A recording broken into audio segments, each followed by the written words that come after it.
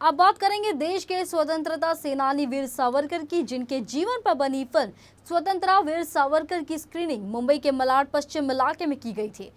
अभिमान संस्था के अध्यक्ष तेजिंदर सिंह तिवाना ने इसका आयोजन किया था, जहां केंद्रीय मंत्री पीयूष गोयल भी पहुंचे और लोगों के साथ बैठकर फिल्म देखी। इस दौरान पीयूष गोयल ने कहा कि सावरकर का भारत की आज़ादी में गहरा योगदान रहा है, ऐसे में उनकी कहानी जन जन तक पहुंचनी चाहिए। वहीं कांग्रेस नेता राहुल गांधी पर बयान देते हुए पीयूष गोयल ने कहा कि सावरकर को लेकर कुछ लोग जानबूझकर राजनीति करते हैं और गलत जानकारियां देते हैं। इस दौरान पीयूष गोयल ने उद्धव ठाकरे और अरविंद केजरीवाल समेत तमाम विपक्षी दलों पर जमकर निशाना साधा। का परिवार उनके पीछे खड़ा है। मुझे लगता है आपने उसको पूरी तरीके से देखना चाहिए। उसके बाद आपको ध्यान में आएगा कि एक हताश पार्टी, निराश पार्टी, जिसके पास अब कुछ और बचा नहीं है, लोकप्रियता खत्म हो गई है, कोई उनको स्वीकार कर नहीं रहा है, उनको झूठे आरोप और डॉक्टर्ड वीडियोस के अलावा अब और कुछ दिख नहीं रहा है।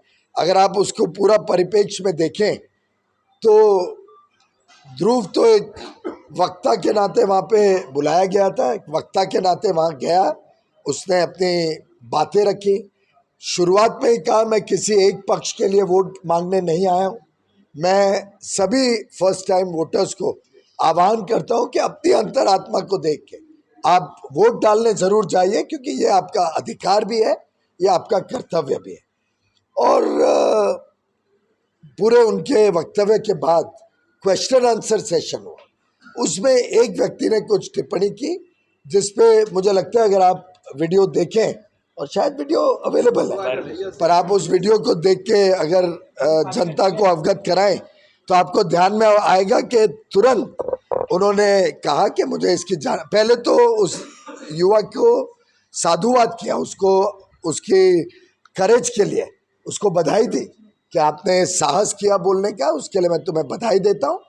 और मुझे इसकी कोई जानकारी नहीं है, मैं कॉलेज के प्रिंसिपल और एडमिनिस्ट्रेशन को कहूँगा कि इस पर छानबीन करें, और अगर ऐसा हुआ है तो ये निंदनीय है। और साथ में जबकि उनका कोई लेना देना नहीं था, उन्होंने तो किसको वहाँ पे बोला नहीं था लाने के लिए, नहीं लाने के लिए, तो उनको आमंत्रण आया, वो गए। फिर भी उस छोटे से बालक ने ये बड़प्पन दिखाया कि उन्होंने माफ़ी भी मांगी कि अगर किसी से गलत काम हुआ है तो उन्होंने माफ़ी मांगने तक का साहस दिखाया। और उसमें कोई उनको ट्यूटरिंग नहीं लगी, जैसे कि बड़े बड़े युवराज जो बार बार लॉन्च होके रॉकेट फेल हो जाते हैं, या महाराष्ट्र के युवराज जो सिर्फ बातें करते हैं लेकिन काम कुछ करते नहीं हैं। ऐसे युवराजों के सामने इनको बिना ट्यूटरिंग, इनका दिल की भावना पवित्र थी, साफ थी, वो लोगों ने भी देखा। और मैं समझता हूँ एक सांसद ने जो डॉक्टर करके वीडियो दिखाने की कोशिश की, मतलब वीडियो को उल्टा पुल्टा किया, पहले प्रश्न दिखाया और उसके जवाब में ध्रुव का जो ओरिजिनल भाषण था, जवाब ध्रुव का नहीं दिखाया, जो भाषण उसके 1 घंटा पहले हो चुका था उसको दिखा के एक डॉक्टर करके गलतफहमी पैदा करने की कोशिश की। ये निंदनीय है, दुर्भाग्यपूर्ण है कि इस स्थिति में आ गई है वो पार्टी जो एक समय पे बाला साहब की विरासत लेना चाहती थी।